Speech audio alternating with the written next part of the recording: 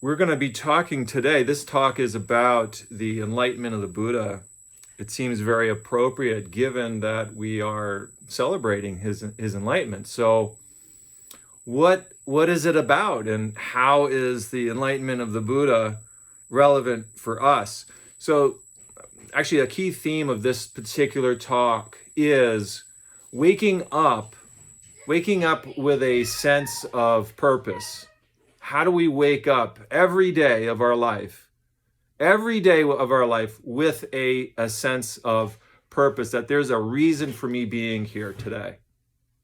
It may not be immediately obvious that we have a purpose, or like I have a purpose, you have a purpose. It's very easy, even if we think we have a purpose one day, the next day to forget about it. And I think the heart of the story of the Buddha's enlightenment is that we each have a reason for being alive right here, right now. And we need to uncover that, and we need to live by it clearly every day of our life. What else? Why else are we here? Why else are we here? We need to uncover our life's purpose and carry that out. And that's going to look different for each of us. There's not like a cookie cutter thing that we're supposed to do. But the story of the Buddha gives us some clues as to how to live this out. How do we live out this life of purpose? So let's look at the story of the Buddha. Actually, I'm just going to give you a short snippet of it.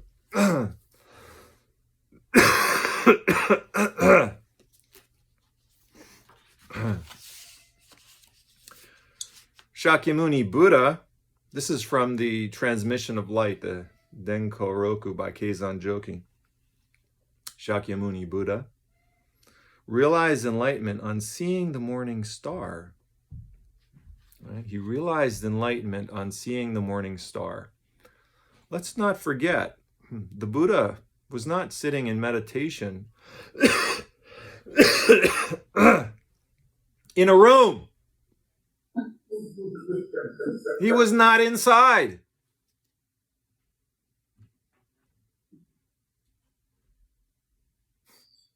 He was outside. He was sitting under a tree. How many of you have meditated under a tree before? Good. I'm glad to hear that. You should do it often. That's why sometimes when we do retreats at Nebraska, I emphasize, let's go outside. Let's go outside and sit. The Buddha didn't attain enlightenment sitting inside.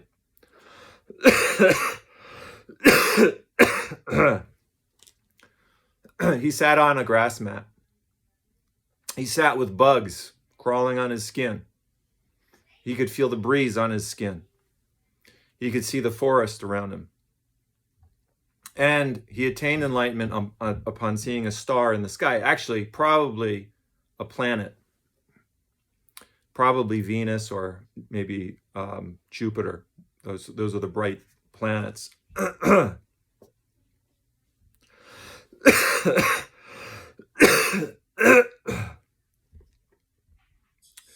So when we, and Benji, I need some water.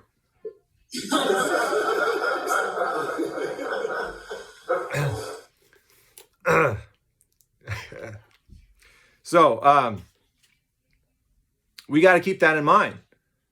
Where is enlightenment found? It's found in relationship. It's found in relationship with others. The Buddha didn't do this all by himself. He was sitting under a tree. He was in a forest. He practiced with several teachers too. He had his own Sangha. The Buddha's enlightenment took place inside of relationship. He says, the first thing he says upon his awakening, I and all beings on earth together attain enlightenment at the same time. That's a profound thing to say. It wasn't about him himself, a particular state of mind. It wasn't about some special state of mind. He says, I and all beings together attain enlightenment at the same time. That means you. That means you. It says here, do not see Shakyamuni, Kazan writes, do not see Shakyamuni Buddha outside of all beings on earth. Right? Do not see Shakyamuni Buddha outside of all beings on earth. Don't. The Buddha is not some special image found on an altar. Yeah, we need the altar. We need to see the Buddha image, but that is not where the Buddha can only be found. All right. So, getting to this place of purpose and waking up, and then the Buddha taught for the next 49 years. He spoke. He gave teachings for the next 49 years to over 360 assemblies. The story says. Right? There must have been some deep mission inside of the Buddha that gave him the energy to do that. Must have been. He must have seen a really strong sense of purpose. And that's a powerful message for us, because the Buddha was a human being just like you and me. He wasn't some god. He wasn't some celestial being coming out of the sky. He was a normal human being. Right? He had the causes and conditions to wake up in his lifetime, and he took it, and he did it. And so do you, right? So here's the thing that I think a lot of us get stuck. We see enlightenment as some kind of a special state that's outside of our life. We don't make the connection between enlightenment and our job, or our family, or our friends, our diet, exercise. We don't make a connection between enlightenment and exercise, or chanting sutras, or even doing Zazen. Maybe we don't make a connection between enlightenment and gardening, or between enlightenment and financial loss.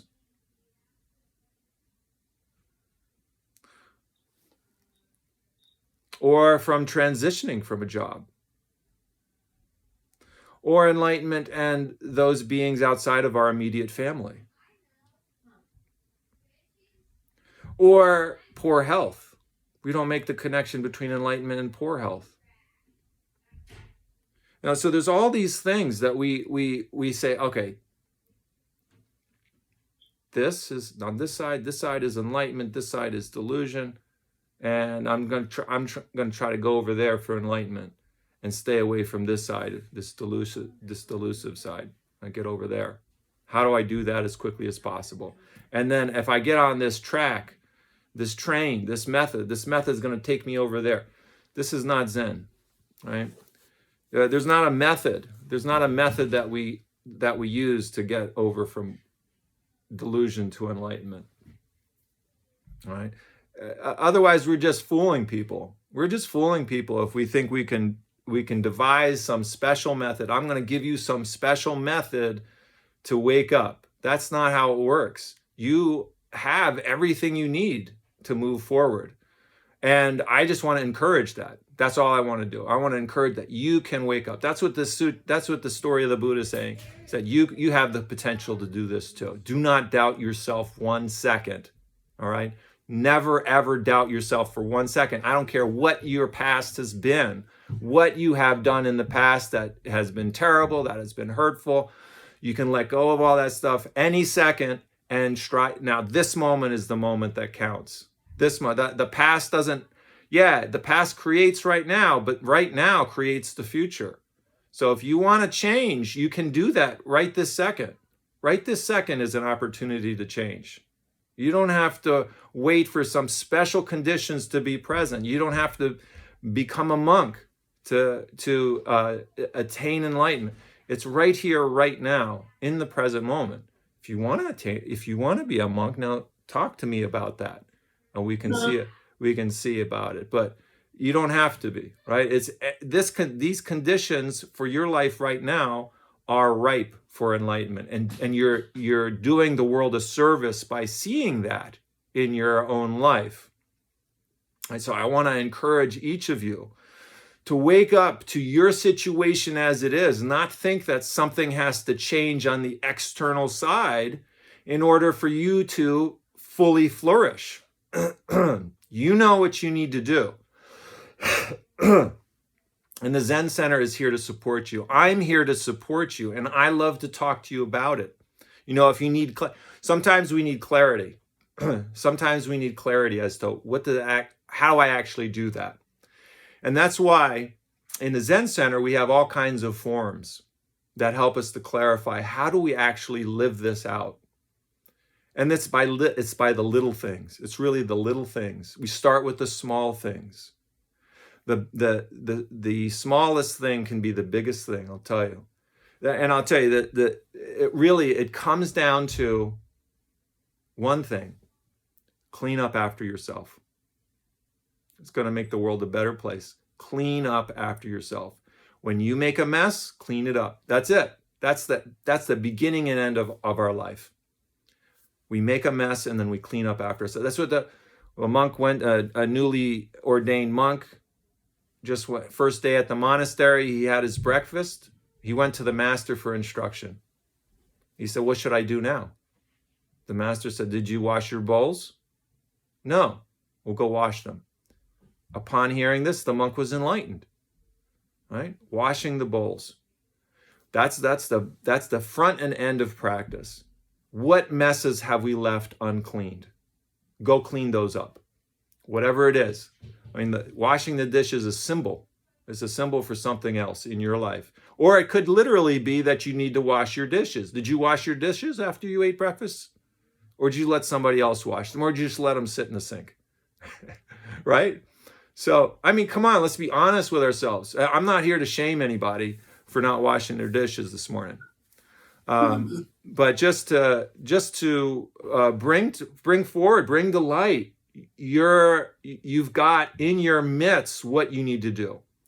My teacher would say, if you want to know where your treasure is, you've got to roll up your sleeves and take off the lid of the trash can and dig into the trash. That's where you're going to find your enlightenment. It's not outside of that. Find it in your delusion. Find it in your deluded self. Yesterday, we talked about digging into delusion as part of our practice. I'm still waiting for that water, Benji. All right. So here's the other thing is that we never ever stop improving. Never ever stop improving ourselves. There's things that we can do to change, and we should do them. If there's something that you know you can do to change, to make your life better, more healthy, then you should do it.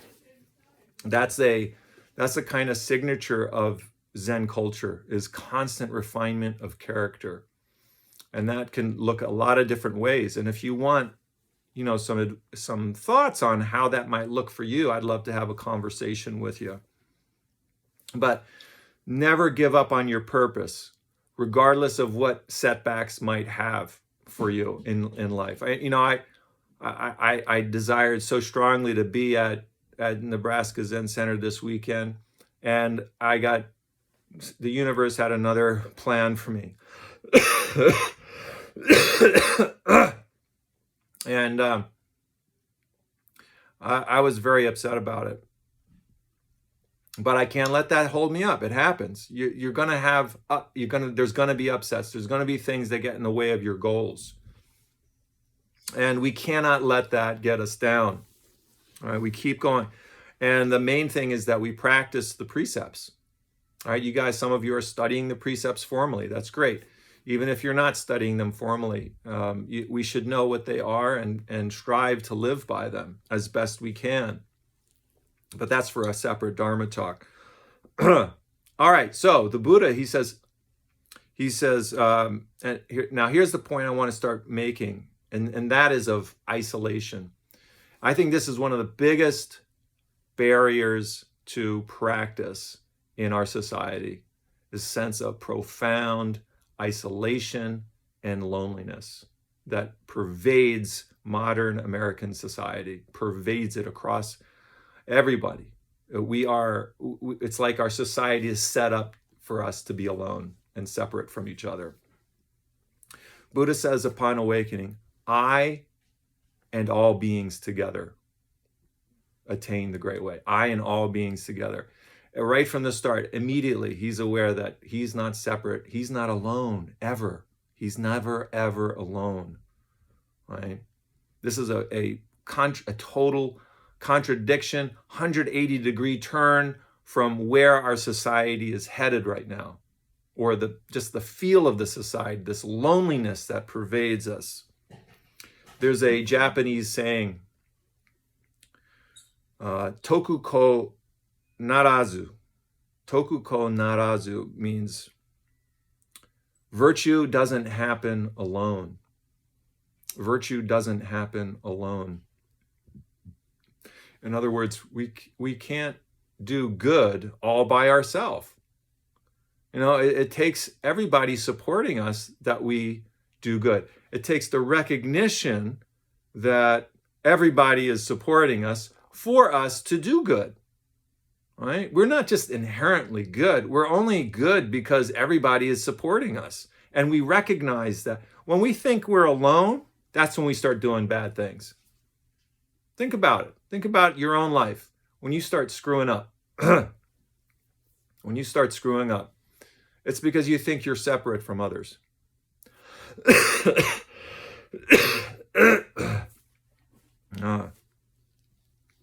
That's not the case ever.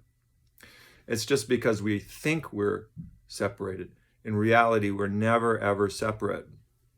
We're just we're mentally, the ego, the brain here says, oh, I'm somehow different. I'm somehow separate from those people over there. They don't love me. They don't care for me. I'm alone. I'm all by myself. And then we start doing stupid things. All right, so aloneness, that aloneness separates us from our purpose.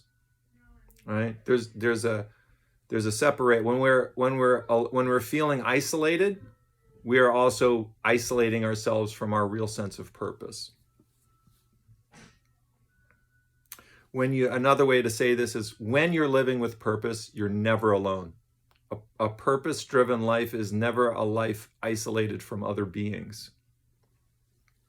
All right. Yet we live in a society where isolation and loneliness is at an all-time high. Profound levels of anxiety and profound levels of depression exist. We know people, we ourselves succumb to, myself included, anxiety, depression, maybe not on a clinical level, but there is some vestiges of that in us, each of us. And we've got to be wary of it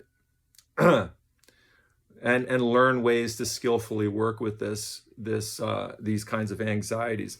Now, recently, I don't know if you saw this, let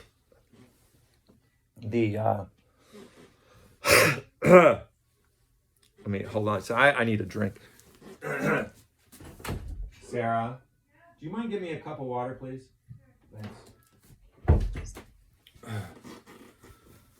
I don't know if you're aware of this, but the U.S. Surgeon General recently put out a warning stating that the levels of anxiety and depression are much higher. Thank you. Thanks, Benji. Are much higher. Levels of anxiety and depression are much higher for those teenagers. I think it's between ages 12 and 15, something like that, that watch social media, that engage with social media more than 3 hours a day. And the average usage of social media in that age group is 3.5 hours a day. So when we're looking at our youth, when we're seeing our children, our teenagers, we're seeing kids that are probably very highly anxious and depressed because they're on social media seeing how great things are for somebody else's life, and they're making these comparisons that are just not realistic for themselves. And we do that also. I mean, even if you're an adult, the Surgeon General was looking at that particular age group.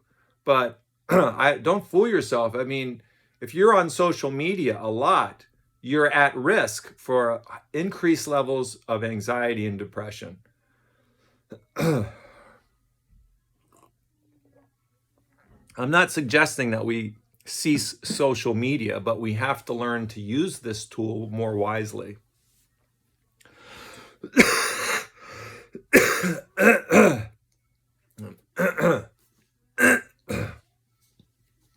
So, the Buddha says, I and all beings together, right? His enlightenment is not separate from you. He makes us straight. But when you watch social media, it's like somebody else's life is somehow not included. You're not included in their life, right? But the Buddha is very inclusive. He says, everybody, me and you and everybody, all these beings, these trees and mountains and these other people across the world, they're all a part of this great enlightenment, all right? But when we look at social media, we feel differently. We feel like, oh, you know what? They're having a great time out there, and I'm not. I'm not a part of them. Notice that, feel that palpable difference there, right? So some recommendations is create a tech-free zone in your home. Tech-free home in your zone. And do a periodic media fast.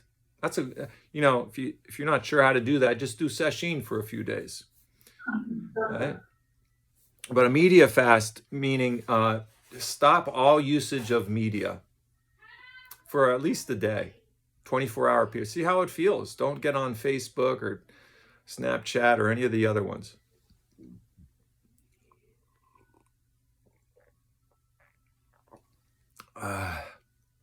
And then see how you feel.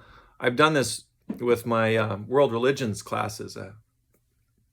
Have them do a 24-hour media fast, and they really, really appreciate it. They gain so much from it. These are 17-year-old students, and all of them are just locked to their phones. I go into a class to teach about Buddhism, and everybody's on their freaking iPhone. And I got to tell them, turn off your iPhones. You know, it's just, it's a level, dealing with something I never had to deal with when I was going to school. There was no computers. So I give them this challenge, no media for 24 hours, and I want you to write about it. And they do beautifully. They do beautifully on it. And I can see so many of them express the connection, or they can see then for themselves the connection between their own anxiety and their overconsumption of media. It's really profound to see them become aware of it. And more and more people are becoming aware of this, the downside of social media, and making amends in their life. So I just want to share this warning of the Surgeon General with you all. The Surgeon General, you see on cigarette packs, U.S. Surgeon General warning.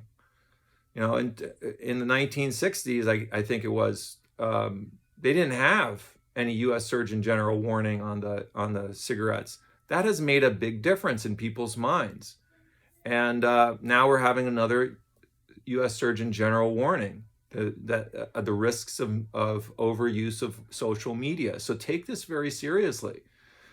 Youth are the ones that will carry us into the future. And if we don't empower them to connect with life around them, then, we're descending into a kind of chaos. We need to encourage our youth to develop themselves, to find their strength, internal strength, to not lean on what they're seeing outside of themselves in terms of what their friends or other, social media friends are doing. That's not as important as they themselves feeling a sense of connectedness to the world, and that they're okay as they are. So, there is a saying in Dogen Zenji and Gyoji. Gyo is the practice. Gyoji. Dogen says, by the continuous practice of all Buddhas and ancestors, your practice is actualized and your great road is opened up. Let me say that again. By the continuous practice of all Buddhas and ancestors, your practice is actualized and your great road is opened up. All right, we do this with the Buddhas. This is the wonderful thing. We do this practice. We are awakening with the Buddhas. And in the story, the transmission story of the Buddha, it says, old Shakyamuni Buddha is with you all the time. Whatever you are doing, he is conversing and exchanging greetings with you. Isn't that wonderful?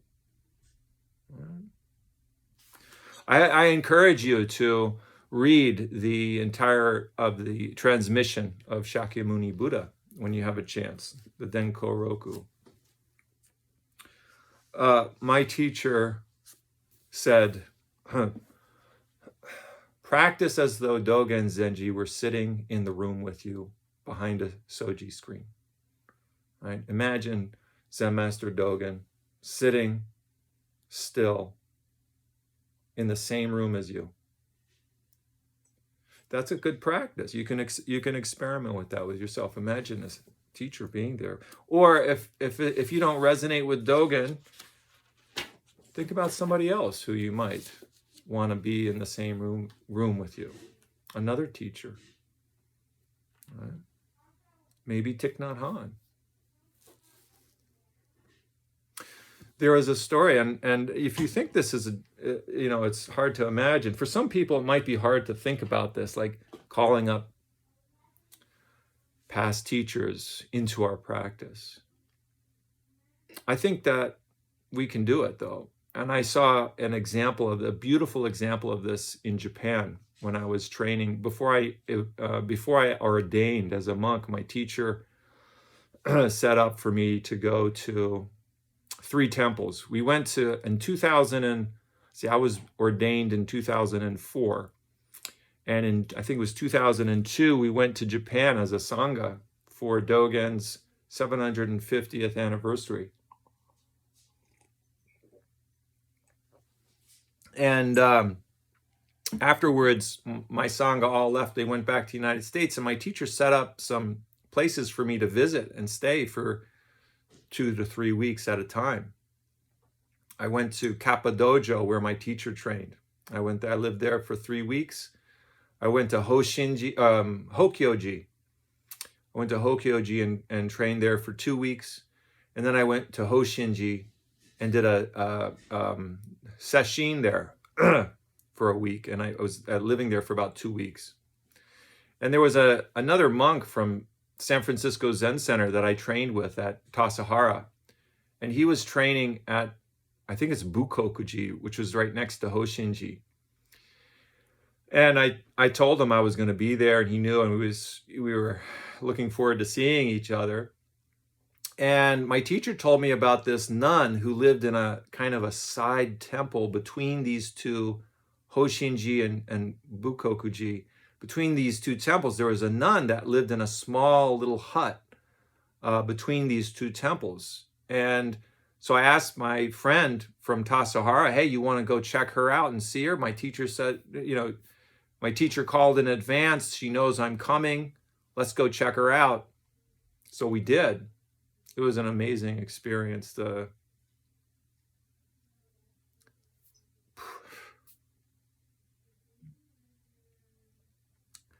presence that this woman exuded just blew my mind. Just blew my mind. She had the inside of this temple was it's just a really small space, like maybe 2 rooms. And We had some very nice exchanges. I think we had some tea or something together and a little conversation. She didn't speak very much English, if if any. I don't remember her speaking good English at all. But my friend actually could translate, and I'll never forget. She showed us into the room, one of the rooms, and she had set this low Japanese table, and there were 2 seats, and each seat had next to it tea and sweets. And she told us, every day I go into this room and I sit down with my deceased teacher and I drink tea with him.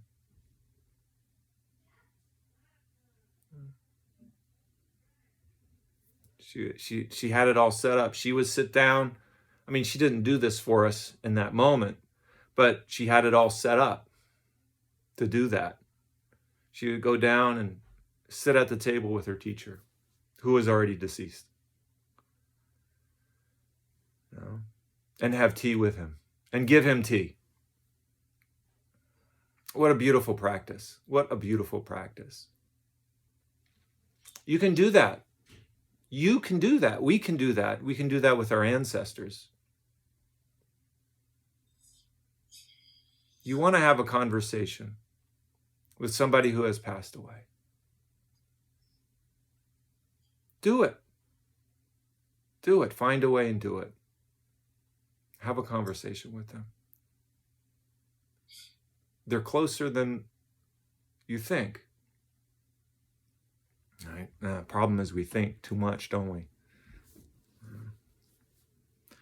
Buddha says, I and all beings together realize the Buddha way.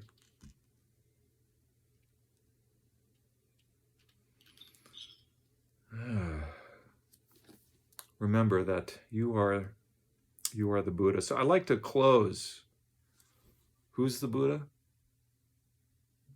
You are the Buddha, right? You are the sage. I'd like to close with this poem. You are the sage you've been looking for. Wake up.